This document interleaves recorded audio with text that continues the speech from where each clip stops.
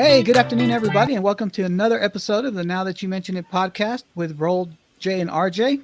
I'm Roll. I'm Jay. And I'm RJ. Hey, guys, we really want to thank you for sticking with us through all this. We're starting to push forward in a new direction. We're over 110 followers on our Facebook page. We're getting real close to those 100 followers on Instagram. We're starting to build up the downloads on our podcast, our Audible only podcast. So just remember to give our Facebook page some love, our Instagram page some love, give our YouTube page some love, and also listen to us, our audio only on Podbean, Apple Podcast, and Spotify. So as we begin another week, guys, how's everything going? Well, go ahead, RJ. Since you're coming from an undisclosed location. Yeah, dude, what's going on with that? You're not in your usual broadcast location.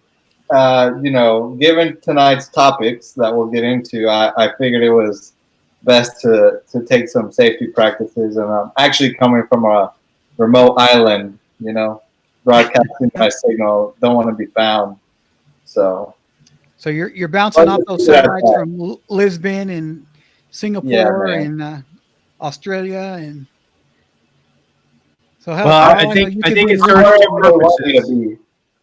I was going to say I think it serves two purposes. One, he's extreme social distancing. During the surge of COVID cases, and then of course, as he alluded to, tonight's topic, which we'll get to here shortly, about conspiracy theories. He wants to make sure that he's not being monitored, and the government can't shut us down. So, but we'll get to that in a minute.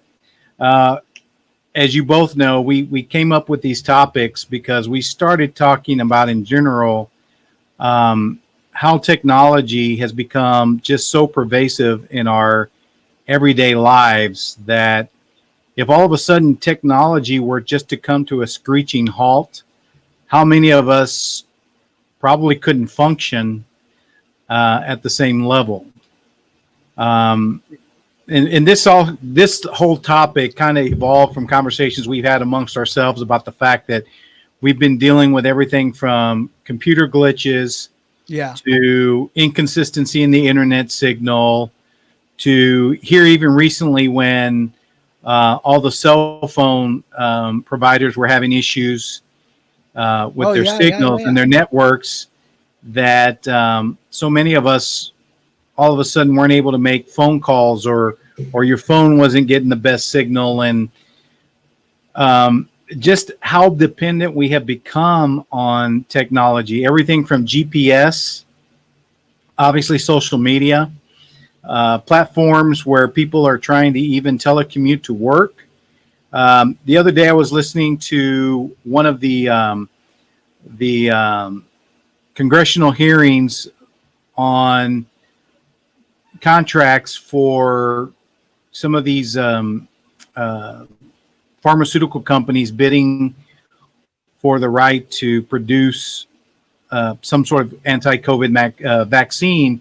And the whole thing was configured. There were a few people on site, but there were several people that were telecommuting in, and they had more than one technological problem with, I think, one of the congressperson, or maybe it was a senator, kept freezing up. And I think we you share what you guys, the frustrations you guys are having with technology, but I think that's kind of, how this whole topic came about. Yeah. And what's funny is you talk about how the other day when all the cell phone companies lost signals and things like that, we went to go visit a friend. And, we were standing right outside of his house. I was ringing his doorbell and no answer. It looked like he was home, but I couldn't really tell. So, I knocked and no answer. So we just decided to leave and we took off. And the next day I texted him. I'm like, hey, I just wanted to let you know, we stopped by your house. I left you some stuff right there by your door. He goes, yeah, we were home. I said, well, I was ringing your doorbell. He goes, oh, well, I wasn't getting the signal from my doorbell to my phone because he has one of those doorbells that when you ring it, doesn't ring inside the house. it rings to his cell phone and it activates a camera, right? So that he can see on the camera who's outside. Right. But that just goes to show you that it's to the point now where, you know, it used to be you rang a doorbell, it rang a sound inside the house, ding dong, somebody comes to the door.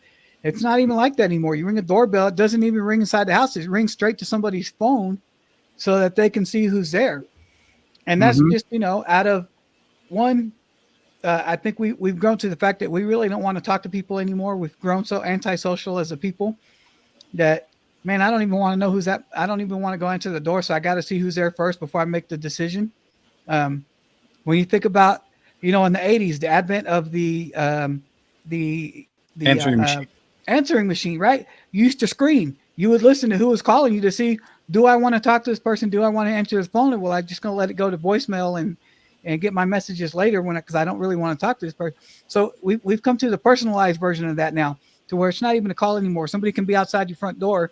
They can ring your doorbell. You can see on your phone if it's somebody you want to talk to, and then just choose not to get up and answer the door.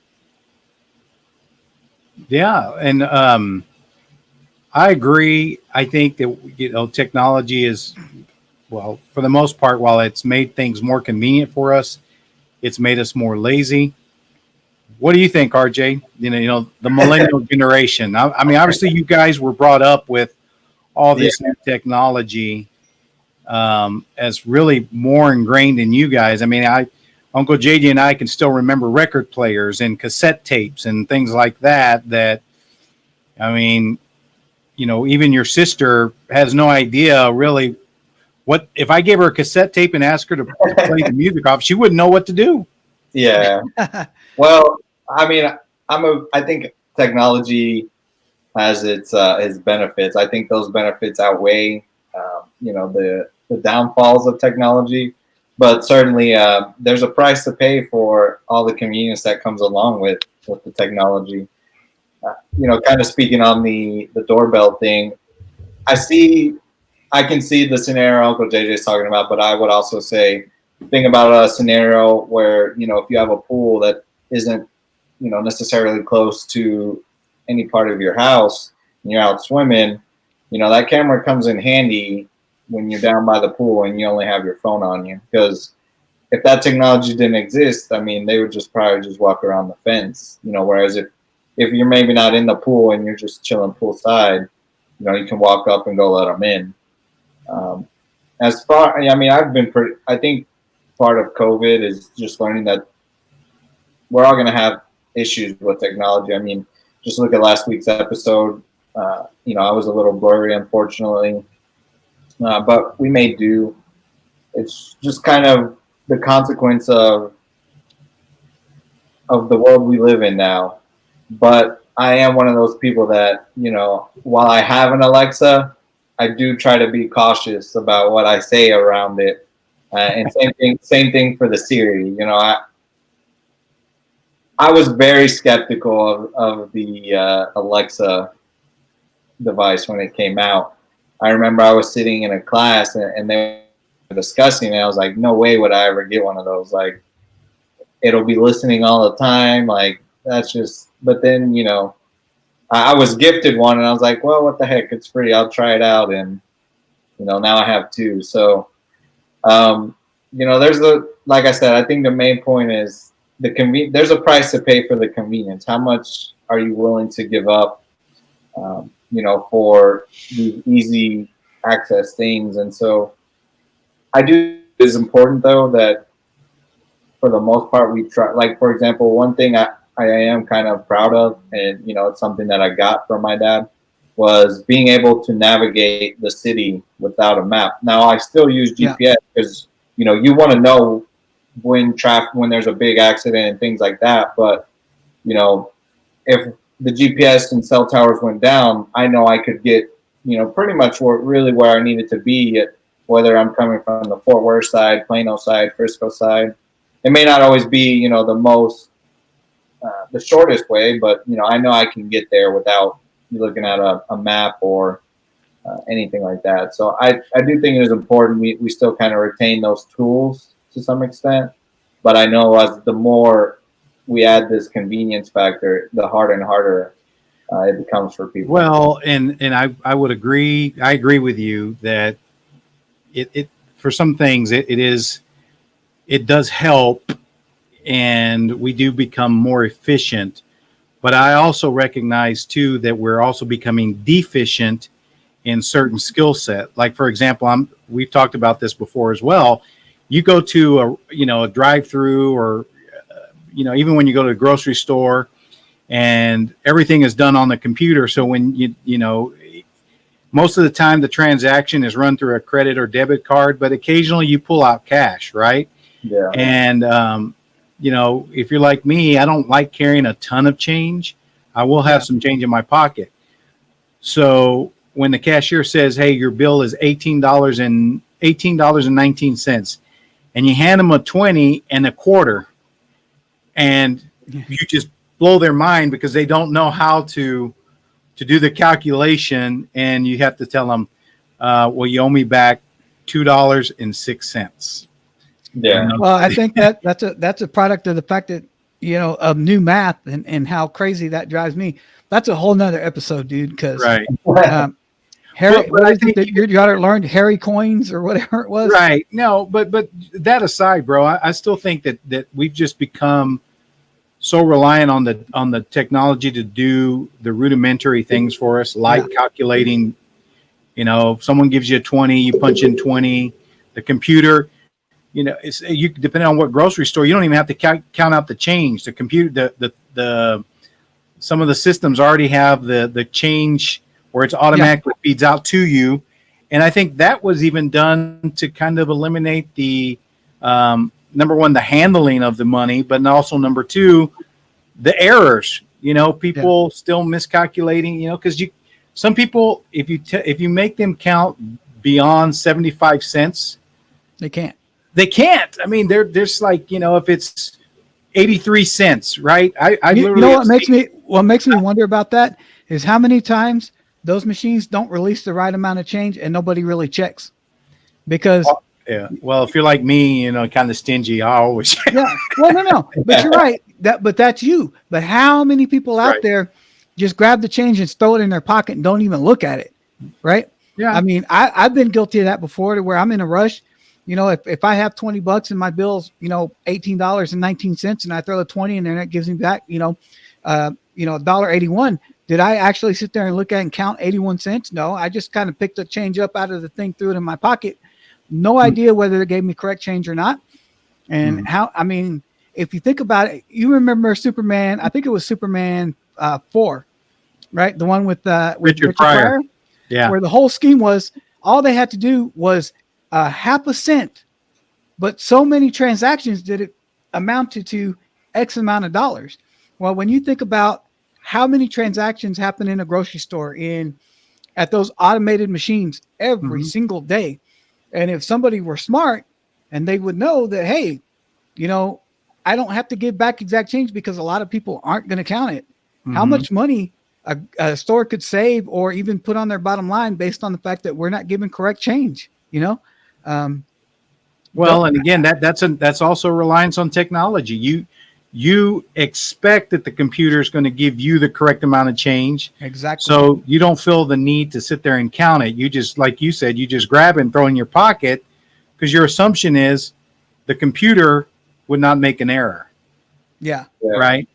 And for whatever reason, our reliance on technology has just become, concerning. Obviously, again, it makes, in a lot of ways, it makes for a better quality of life. But, going to a point RJ said earlier about the Alexa, I was having a conversation with my wife, and it was just me and her, and we were having an adult conversation, and I was talking to her about what we want to do in our retirement, and start thinking about where the next phase of our life is going to be, whether we want to stick around here, whether we want to move. We've long talked about buying a lake house, moving down by the lake. But anyway, we started talking just like we do here, we meander on all different types of topics. And I made the comment, boy, we better watch what we're saying. Big Brother's listening. And they got me to really thinking. We were sitting in our dining room, and we've wired our house with the Google Home apps. Okay. So we have the doorbell that's connected to my phone. It's connected to the TV in my den. It's connected to the Google Home handset that sits in the kitchen. We have cameras now in 3 different places, and all those are equipped with microphones and speakers, as well as the camera, and everything is integrated into this Google Home Assistant platform. And while I was thinking about what we were saying, my iPhone, her iPhone were both on the table. She had her iPad out at the time because we were looking at rental properties. And then I started really thinking about what I just said. And I think we got on to President Trump and dissatisfaction with our leadership. And I said, we better watch what we say, because I guarantee you someone's listening to us. And I thought, you know what? How many microphones are within earshot of us? Just sitting at our dining room table, having this very simple private conversation between me and my wife. And what you think is supposed to be a protected environment, your Right. home. Exactly. But the iPhone, mine and hers, the iPad, the camera in our dining room, the Google Home device in the kitchen, the Google Home device in our living room, and our television, which is also equipped with Google Assistant on it. So I thought, wow, there's 7 microphones within. A watch too. Yeah. Oh, that's right. And her Apple Watch. That's right. 8 devices that were capturing everything we said. And, I said, I'm curious. I wonder how sensitive some of these microphones are. So she said, here, let's test it. We were sitting in our dining room, and in our living room, which is almost the furthest away device. There's one other one, which is the television, but the Google sent, what's it called? The Google Home, the main device. Yeah. Anyway, so she asked for a broadcast to ask our daughter to come join us in the dining room. And it was the device, almost the furthest away, that picked it up. And I said, you see, we're probably almost 30 feet away from that device, and it heard you. And she wasn't talking loud. She was talking in her normal voice, and it picked it up all the way over there. And I said, that's scary, man. That's scary how sensitive those microphones are. And the thing is, those devices are on all the time. Yeah. So when you think you're having a private conversation with, or sometimes even intimate conversations with, whether it's your partner or you're just talking among friends, family, or whatever, those devices are listening. And even further, we all talked about how, I don't know, a year or two ago, or maybe longer than that, I have a bad memory sometimes, about Facebook, right? How Facebook is always listening as well. Yeah. Well, and Google, because Google too. That's right. It's gotten so bad to the point now where there's advertisements on the radio for programs that can block the Google, when you Google something or on Facebook. The tracking. Yeah, because how many times have you had a conversation and just talked about a certain product, and then you're scrolling through Facebook and all of a sudden you see an ad for it, the same exact thing you were talking about. Or if you Google something, and next thing you know, every time you open Google, when they have the little tiles that have the news and the advertisements on there, that certain, object that you were talking about shows up now. And hell, RJ, if you ever go to your parents' house one day and you see an Amazon package on the ground and you open it up because they're on vacation and there's something kinky in there, you know what kind of conversations they were having in front of the Alexa. Oh my God.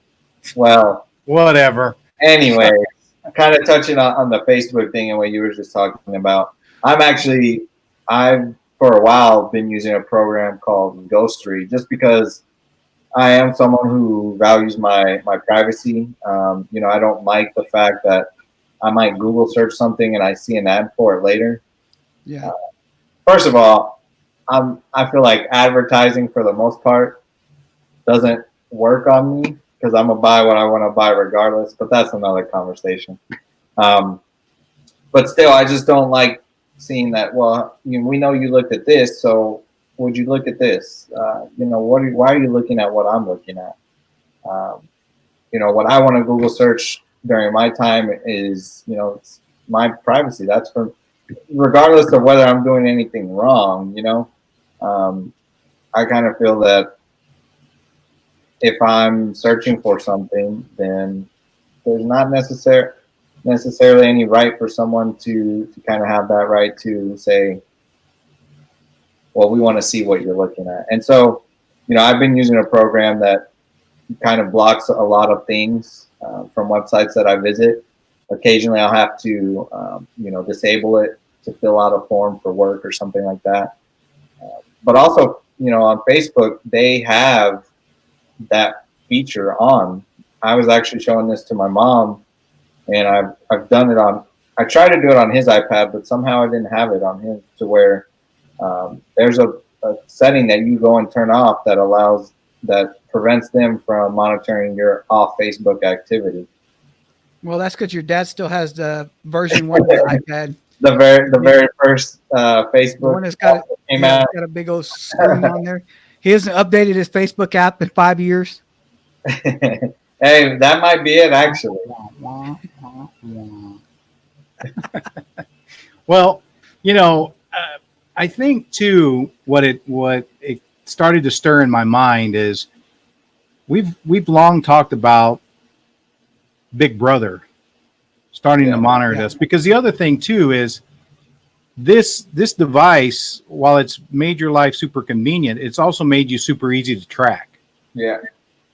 And that I'm in commercial real estate. That I particularly focus on restaurants and shopping centers. And in going to some of the trade shows that I go to, just to kind of keep up to date on trends and retailers and concepts and business practices, one of the things that you learn that some of these commercial properties have very sophisticated ways of monitoring your shopping habits and frequency of trips. They can take your phone, and once you enter on their property, it basically pings your phone pings their data collector, and they know when you came on the property. They know how long you stayed on the property. They can tell you, for the most part, what retailers you went and visited, how long you were there, and if those retailers subscribe or get involved with the software, they can also monitor how much you spent and what items you bought. So they start to build this profile on you, and it's sitting in a database. Now, given the fact that even the best companies have been hacked. Yeah. They're creating these profiles, and it's sitting somewhere in a computer that potentially someone could hack, and they can see all kinds of things about you that you never even thought you were giving away. Yeah. And all this stuff is perfect. Go ahead. I was going to say, what's funny is you talk about that and how they track your movement and stuff like that. McDonald's, I spent a lot of time in the restaurant industry, and I still keep up a lot with trends and things like that. But even McDonald's is getting to the point where they're installing cameras on their drive-through kiosks so that they scan your license plate, right? And they're starting to build profiles based on vehicle license plates, so that what it does, it'll scan your license plate, it'll track your order, and then if your license plate comes through their database again and they see it, it'll remember what it was you ordered last time, and the advertisements on the McDonald's board are built to now advertise to the things that you ordered the last time you were there. So, like if you go to McDonald's two, three times a week, you order a Big Mac. So as soon as it scans your license plate, sees your license plate, and you pull up to the video board now, there's a picture of a Big Mac up there. The first thing you're going to see, because they know that's the last thing you ordered the last 3 times was a Big Mac.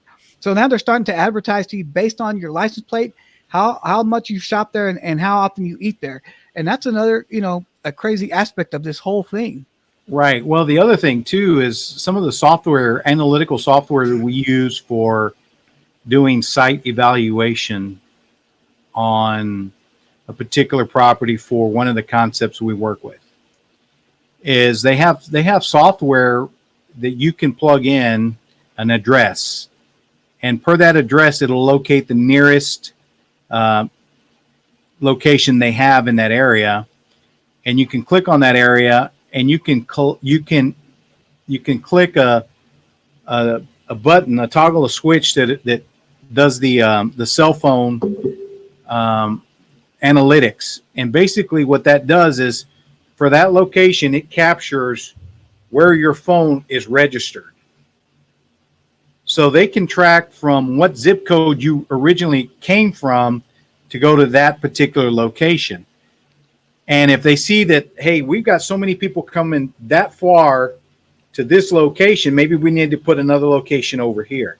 So, I mean, it's a tool being used to understand buying habits, travel patterns, frequencies of purchase, all kinds of things. And again, while it's an amazing tool, it's also very scary that at someone's fingertips, they could probably map out your life in just a few keystrokes, right? And spit it out on a report. Yeah, I mean, one thing I can kind of speak to that is it's weird. I have the Chick-fil-A app, and so, I use it for the rewards and, just for the same reason that everybody does. Mm-hmm. And so it's so weird because anytime I pull up to a Chick-fil-A, it already knows I'm there. It says, welcome to, to Carrier Town Crossing or whichever one you're at. And I was like, it's actually something that I probably want to go turn off because like I said, I'm super big about those kind of things. I've turned off so many features and restricted access to a lot of programs that I have on both my phone and computer.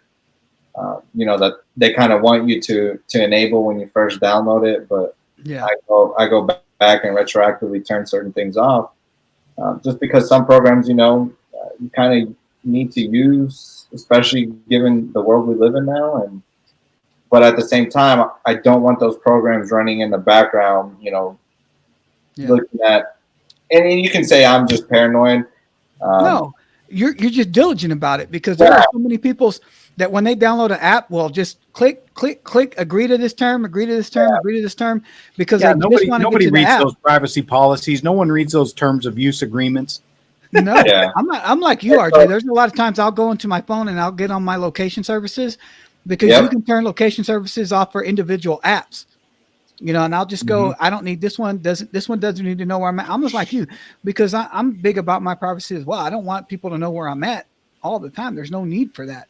But and I know through work that, it's so easy to, if you really want to find you can, but if you're going to work that hard, then hats off to you, I guess. But I'm going to make it hard, just as hard too, because, I don't want like when people post on Facebook and it says posted from, Duncanville, Texas, or wherever you're at. I've never been, the biggest fan of that. Like, what does it matter where I'm posting from? Yeah. So I turn a lot of that stuff off, and I'm trying to, like, for example, I also just recently deleted TikTok because I was reading an article that said that TikTok collects like 200 or 300 times the information that a lot of the other social media apps do. And I was just like, that's going to be a no for me. Like right China's away. tracing you, dude. Yeah, man. So I've deleted TikTok like a week or two now. I was a fan of it at first, but after that, some of that stuff came out. I mean, even Zoom. I'm not the biggest Zoom person, but whenever I need to use it, I have to go in and turn the features on because as soon as I'm done, I go and turn them off because I know there were some reports that came out about Zoom, kind of doing a similar thing. I was like, no way, man. Well, I think it's kind of fitting that this is our 13th episode, and we're kind of using it to talk about, Big Brother and all the conspiracy theories that are out there. I know that, I don't think any of us are very big conspiracy theorists, but I know there are some theories that we believe in, we buy into. I am a big believer in the fact that I know, and there is no way you convince me otherwise, that there are cures for certain diseases out there that pharmaceutical companies just aren't putting out to the general public. I know that there's a cure out there for cancer. There's a cure for diabetes. There's a cure for hell. There's a cure for the COVID, man. You can't convince me that there's not. And I think that pharmaceutical companies are not willing to throw those cures out there because there's no money to be made in curing people. There's only money to be made in keeping people sick.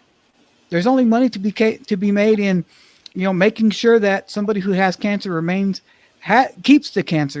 Radiation. Hey, let's get them more sick. Let's pump poison into their bodies to try to eradicate another disease, right? When it should be easier just to take a pill, get rid of the cancer, and be done with it. You'll never convince me that there's not cures for certain diseases out there. That's my, I know that it's a lot of people say, well, no, there's, if they were a cure, they would have done. No. There's a reason why people who are on cancer react well to smoking marijuana. CBD is a good cure for a lot of things, and there's a reason why pharmaceutical companies don't want you to know that, right? Because they, and I'm sure they're probably the biggest opponents of us legalizing marijuana in this country. Oh yeah, because they are. Anybody can grow marijuana, right? I mean, legally or illegally, anybody can grow it, and because it's a natural weed from the earth, and they don't make money if you're able to smoke something you can grow in your backyard, or bake it into a brownies or whatever, make punch out of it. Whatever. I'm not, but I know people who do. I know that there are, some family members that we have that do, and that's fine. That's their deal, right? Because to me, marijuana is just not that. I don't think it's that bad of a drug that's going to make somebody go crazy and again, using moderation like anything else. I agree with you.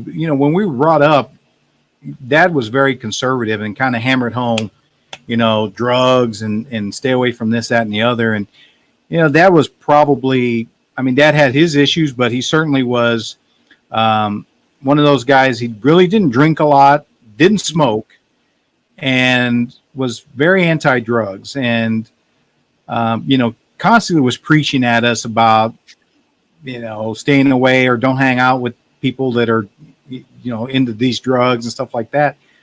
But the older I get, and again, as some of our family members are getting older, and unfortunately, they have afflictions that just can't be treated. They can't be operated on. They can't, it'll never be long-term alleviated. Yeah. There'll be just these short fixes for it. And the alternative is them to be constantly on pain medication. And number one, the cost, but also number two, a lot of those pain medications are habit forming. They're addictive. They're designed to be that way. Right. Of course they are, bro. I'm not disagreeing with you, but what I'm saying is, so my perspective has changed a lot about marijuana, CBD, hemp, because I do think that there are natural plants that can help people. Anybody that does research can find how it helps people with epilepsy, how it's helped people with cancer or other chronic pain issues, Parkinson's disease. There are just so many case studies out there that if you look, you can see the benefit. And I agree with you. I think that there is somewhat of a conspiracy about the medical community and big pharma that's preventing us. They want to keep us fat, they want to keep us lazy, and they want to keep us sick because that's how you make money. Well, yeah, that it's that funny. War. It's funny you say that because was actually going to mention the Lauren Fishburne quote from Boys in the Hood. I don't know if you guys remember that scene where he's like, what do you know why there's a gun shop on in this neighborhood? And he's like, the old man's like, why? And he's like, I'll tell you what. It's the same reason they put a liquor store on every corner. They want us to kill ourselves. I mean, that was obviously a little more racial tone, but I think sure that message can also still kind of apply. I agree. I think, I don't know that I'm anti big pharma for sure. I think marijuana should be legalized, and it's kind of sad that a lot of these drugs, are allowed to, kind of just pump money for them. Things like what's the one? OxyContin. Yeah, OxyContin, things like that, man. Now, of course, there's other pharmaceuticals, things like insulin that people need. But even insulin, I mean, the prices has skyrocketed in the last few years, and I've seen a clip where they went around asking people in Britain, what they think insulin costs here, and they were just so shocked by the fact that we have to pay so much here just for insulin, and just for I saw that video.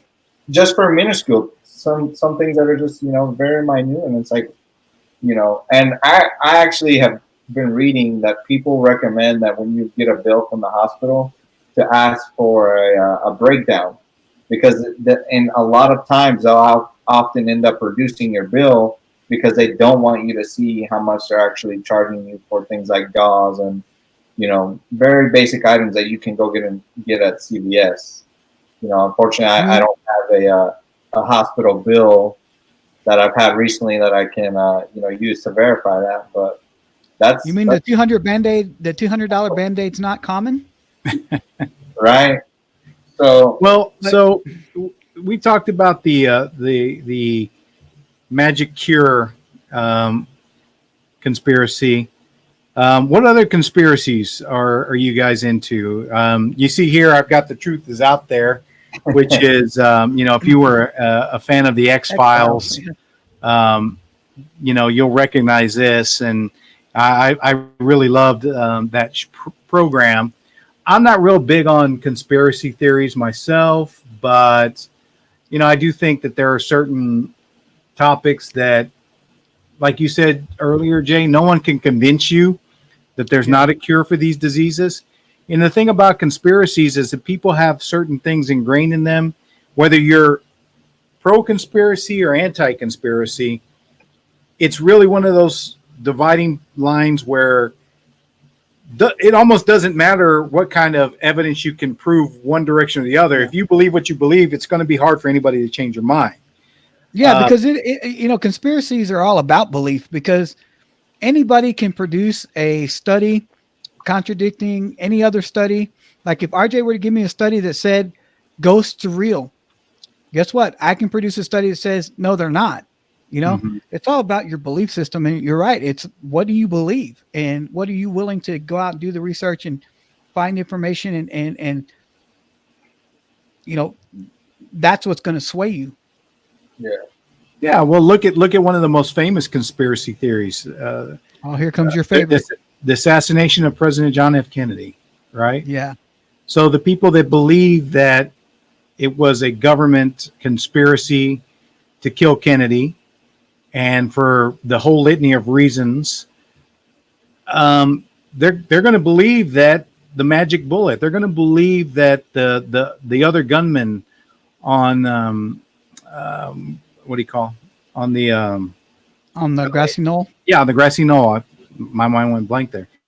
And if you believe that Lee Harvey Oswald was solely responsible for assassinating the president, you're not going to believe any of the you're going to believe it all as manufactured, right? Yeah. That's what you get attributed to. So, I mean, that's one of the more popular ones. And here we are.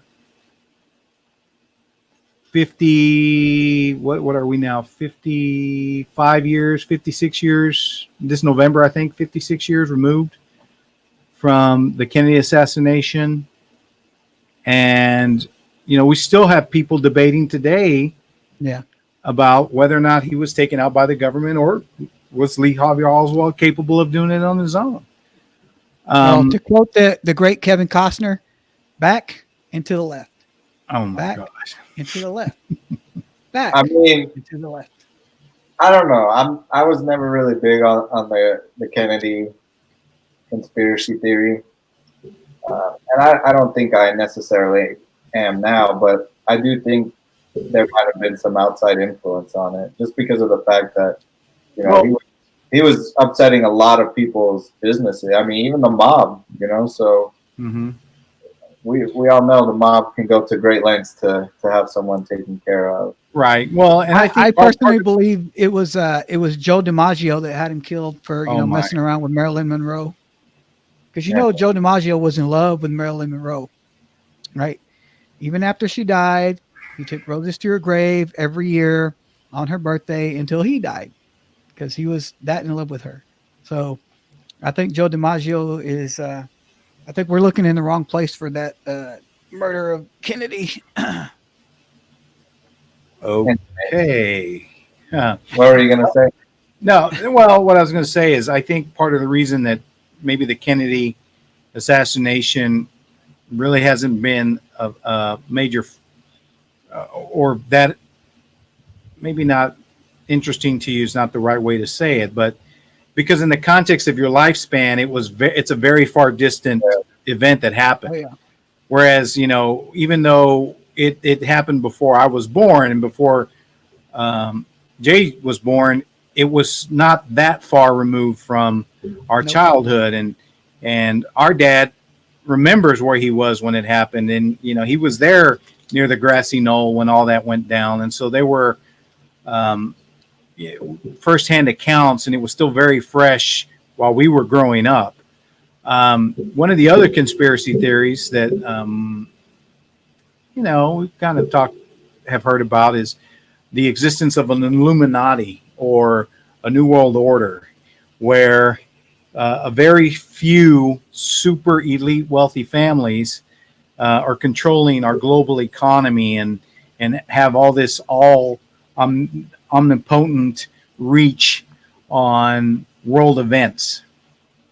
And that every few decades there's a manufactured event, redistribution of wealth, right? So that they can create these events where they can kind of redistribute the wealth back in their favor, because they have a predetermined timeline of when certain things are going to happen. So they pull all their money out and wait until whatever catastrophe is going to happen, whether it's a market crash, whether it's depression or whatever. And then when everybody is desperate and poor, then they come in and buy everything back up and kind of refill their coffers.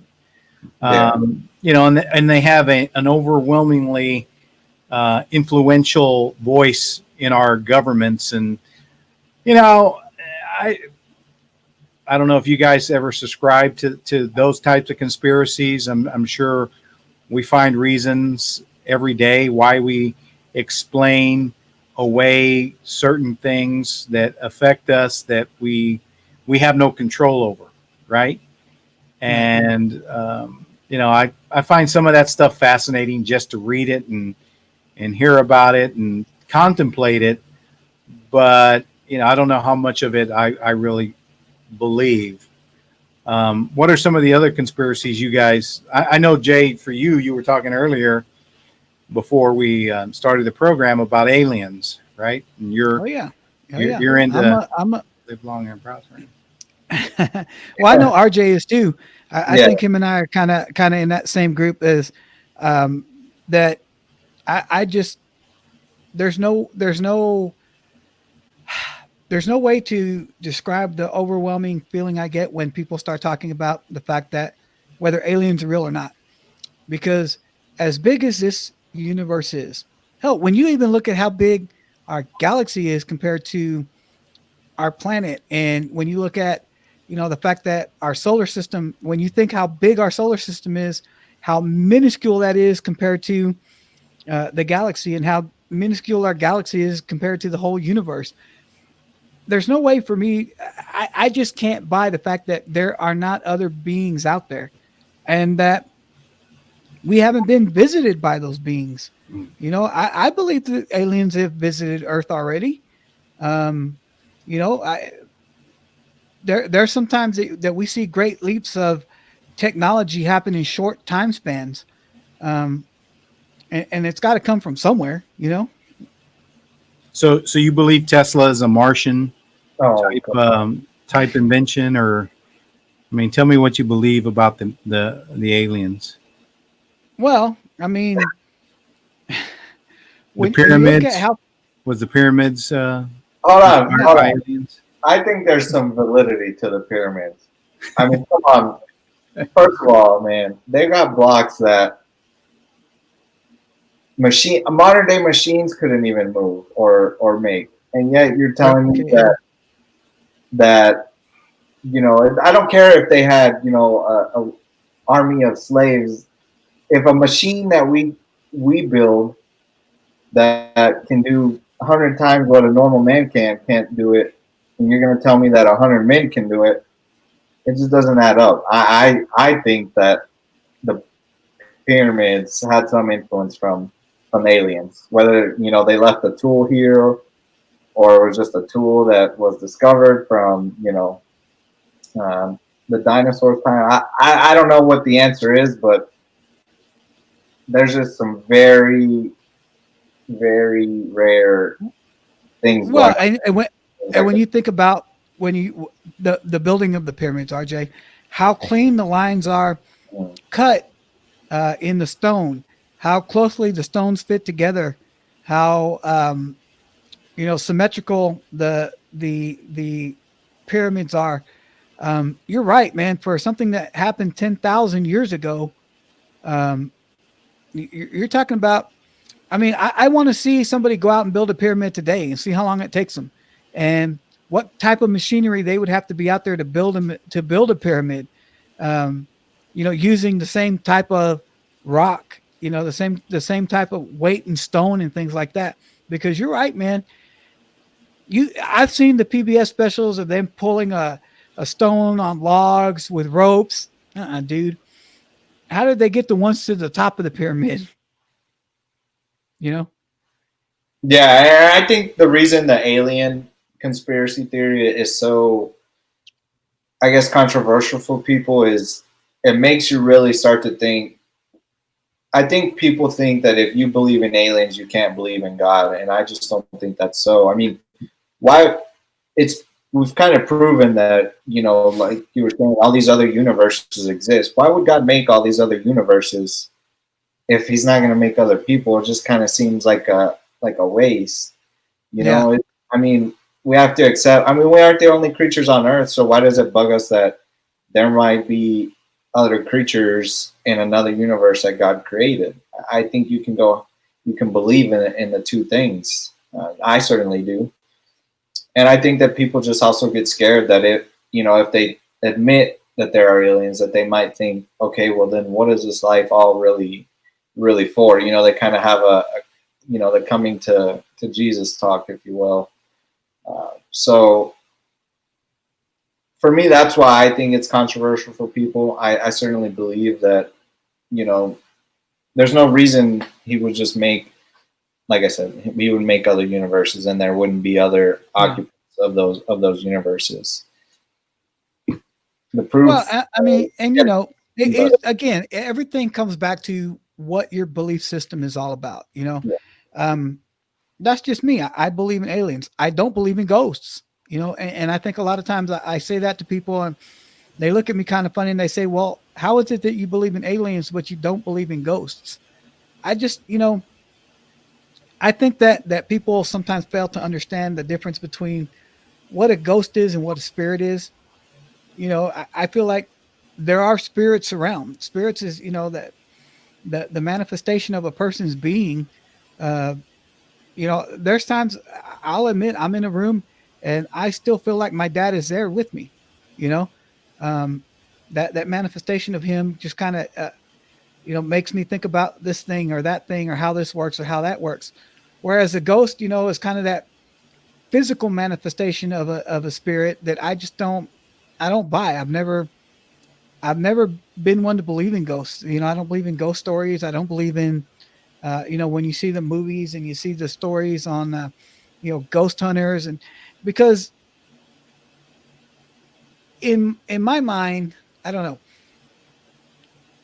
It I don't know how to explain what it is I feel when I think about ghosts, but and it's going to sound counteracted to what I say about aliens, but in all the time, it's never been captured on video. It's never been captured on tape, you know, and there are times you hear things, but there's a lot of them that have been disproved and debunked as false. If you guys ever seen the show Ghost Hunters, um, when they show apparitions floating in front of the camera, it's been debunked as no, that's just a piece of dust, floating in front of a camera. I don't know. I don't buy into the whole shtick of ghosts being real. Do you want to speak on this first? No. Actually, I'm kind of listening and I'm trying to decide. I mean, because it's an interesting, I guess, perspective that you can believe in aliens, but you don't believe in ghosts. And yet the very kind of because the premise of the belief in aliens is that you've never really physically seen one. You believe that because of the vastness of the universe, there has to be other life forms living in that universe, which I concede. I agree with that part. Yeah. But that they've come down to the planet Earth and have been among us in some form or fashion. And yet a ghost, which is, to some degree, a manifestation of a spirit, hasn't been, like you said, video evidence has been debunked, and but how can we say that in the whole realm of time that through God's, because we don't understand how of course how God's acceptance of, we have a belief, right? We believe that if you live a virtuous life, if you're humble and you hold certain tenets, and you follow to some degree some of the teachings and whatever spiritual leader you want to follow, that there is a heaven for us, right? That there is a heaven that we will eventually attain. The counter point of that is that there's a hell, right? That if you don't, you're going to go to hell. Yeah. In certain faiths, there is this belief that you actually get sent back down here, reincarnation, to get another crack at it. And then there's purgatory, which those are the people that are kind of caught in the middle, or the spirits, I should say, that are caught in the middle. And so, I'm just I'm taking it all in. I'm not disagreeing or agreeing with you guys one way or another. I think more I'm just understanding a little bit and trying to figure out, because my belief system is, I do believe that there's ghosts to some degree. I do believe that it's a form of a spirit. I don't necessarily believe that they're bad intentioned, but I do believe that sometimes certain energies are negative. That's me. I do believe that there's aliens. I do believe that there have been, to some degree, alien influences throughout periods of time in civilization, because what you guys were talking about, the pyramids, I tend to agree too, that I think it's very strange that as man has progressed through his technologies, we can't do some of the things that were done thousands of years ago. Right. So I think more than anything, I'm not disagreeing with you guys one way or another, or agreeing. I'm just really taking it in. What were you going to say, RJ? Well, I kind of do believe in ghosts to an extent. Not to the extent like horror movies portray them. I think that there are energies and spirits, that survive among us. Certainly, how do you put it? I guess is, if you, for example, if a guy grows up and he's had this, let's just say it's a classic car, a '60 Camaro, right? He got it as a kid, and he was able to maintain it with him his whole life. Right. I do think it's possible that in the afterlife, his spirit will be attached to that in some form, attached to that physical thing. Now, I don't think he's gonna drive it and take over it, in the middle of it, the new owner having it. But I believe that spirits exist, but I also believe that they have the energy that you give them, right? And maybe that's a little naive of me, but I just feel like even though I know that they're there, if I just kind of ignore them, they'll leave me alone. It's kind of like the law of attraction. If you allow it to manifest itself, then it will. So while I believe in them, and I don't think they're necessarily going to harm me, I'm also going to tell you that I'm not going to go stay the night at the most haunted place on earth. Then you're just kind of you're looking for it. You're asking for it. So you're not going on a ghost hunting tour. No, I might do that, but like if they're saying like, hey, this is what people like, everybody who's ever been to this spot feels that the devil's presence and see your, through demons. I'm like, oh, no, I'm out, man. I might go on like a slight, hey, there were some, ghosts that threw, maybe a glass vase across the room. I might go check that out. And I kind of did do somewhat of a haunted tour when I was in New Orleans last year for my birthday. But, if they would have been like, well, we can take you, down this dark alley out of. So what are some of the conspiracies that you believe, RJ? That's obviously we talked about aliens. I don't know that I don't, when it comes to the things like the Illuminati, I often think about this quote from Mad Men where Don Draper says, I can't remember the exact quote, unfortunately. I probably should have prepared a little. Obviously, when you're talking about the things we're talking about, it's hard to find, statistics for these things. Well, especially when you're broadcasting from your bunker. Well, yeah. On your remote island, so I get it. Yeah.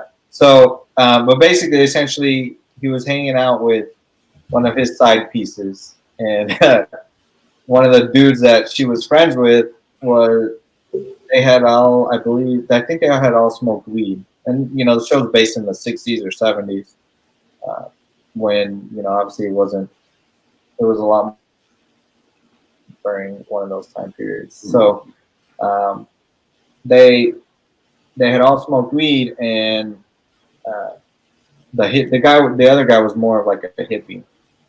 Anyways, I'm on the bush, and he's basically like, hey, you can't go out there. And he's like, yes, I can.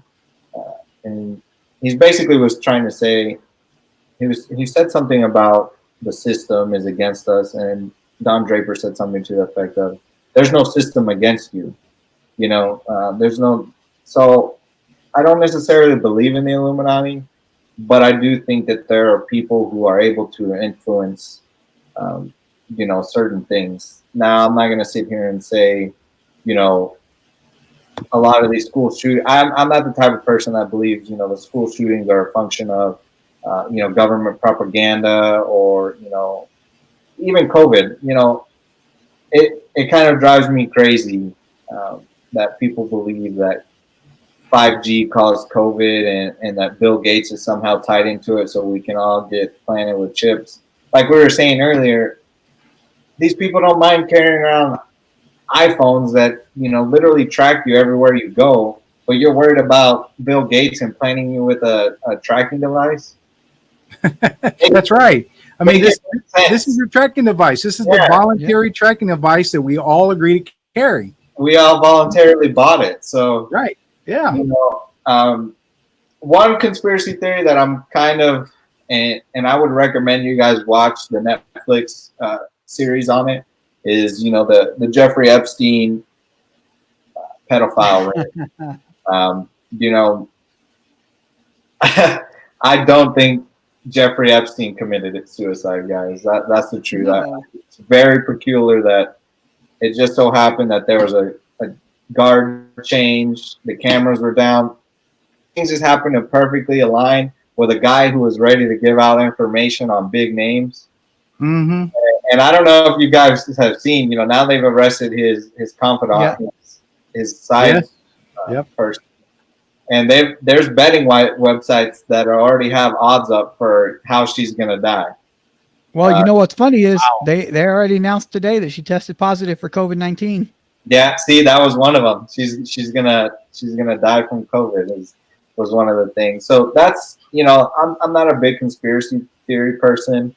You know, I am coming around on the Jeffrey Epstein thing, but you know, most conspiracy theories kind of annoy me. Like the anti-vaxxers, man. I understand. I'm sure that there are kids who have, you know, had negative effects from vaccinations, but you know, once again, I don't know the statistics, but if I had to bet, I'd say 90 to 95% of people who get vaccines are fine, and there's no, you know, there's no side effects, there's no issues. So that's my HSO on all this, guys. Well, I mean, what about flat earthers? You guys subscribe to the flat earth? Oh my God! Don't. I think we already debunked that one last time when we did the show on Hey, SpaceX. the moon landing was staged. That was done in some production studio and probably on the West Coast. All the footage they showed you from the SpaceX launch was doctored. It was computer generated. And so I don't really think you guys appreciate the fact that we live on a flat planet. And quite honestly, I'm appalled. You want this one, RJ, or you know, you want it again? Can exist. I mean, I just don't understand how people are. We have made such great technological advances, and we're still who was, first of all, shame on me for not knowing, but who was it again that discovered the world was round? What, Copernicus? Yeah, Copernicus or Magellan, whoever it was. Mm-hmm. Centuries ago, and we're still having the same debate. I mean, for every bit of evidence you guys can provide, the world is round. I'm sure if I did my research, I could find it was flat. Physical movements wouldn't be capable of happening if the world. We're a big disc. We're a flat disc that's rotating. Oh my God! If it was flat, you would be able to drive to the end of the earth and fall off. Yeah, how come you can't fall off the end of the earth, dude? Explain that. There's some science behind it. I see that we're getting long in our show anyway, so I'll have to save it for next time. But okay. I'll explain to you guys off air. Really, I'm just really again appalled you guys aren't buying into my flat Earth. You know, I'm hurt actually, but that's okay. We'll talk about it another time. Well, I'll tell you what. You can debate it with your Alexa and with your Google Home Mini over there, because I'm sure that they have some opinions on it too. Well, should we call it an episode, guys? Yeah, I think we had fun with this one. Yeah, we definitely did. I think it was topics going hand in hand. Obviously, with the tech talk, you know, there are people who probably don't buy into the fact that, you know, the government or at least someone is able to access, you know, all this stuff that our devices is picking up on. I think, you know, it's a little naive to think that, but hey, real quick, Jay, we're recording and broadcasting from your house, right? all this stuff? Yes. All right, cool. So I won't have to worry about the black SUVs pulling out in front of my house with all the feds and everything. Because once this hits the airwaves, they're probably going to be looking for you there, bro. Yeah, but here's the thing: is they can identify the IP addresses that you're broadcasting from. Nuh-uh, not mine. I have a VPN, dude. I'm bouncing mine off of Russia. I think it's showing Russia, Italy, Mexico somewhere. They'll never find me. Well, if the feds are listening, I live in Duncanville, Texas. You can come get me there. Sorry. I recommend you take my course of action and just get a little private island and build a fortress there. I've also hired anonymous. You look like you're broadcasting from inside a shipping container. Hey man, whatever it takes, right? Better safe than sorry. Yeah. The only thing you're missing is a tinfoil hat. Well, it was a good episode, guys. I just want to take the time to thank all our listeners for watching us on another episode or listening in. To any of you who are watching this, please like and subscribe. Definitely share to your friends and family. We'd love to get our Instagram page up to 100 followers and do another t-shirt raffle.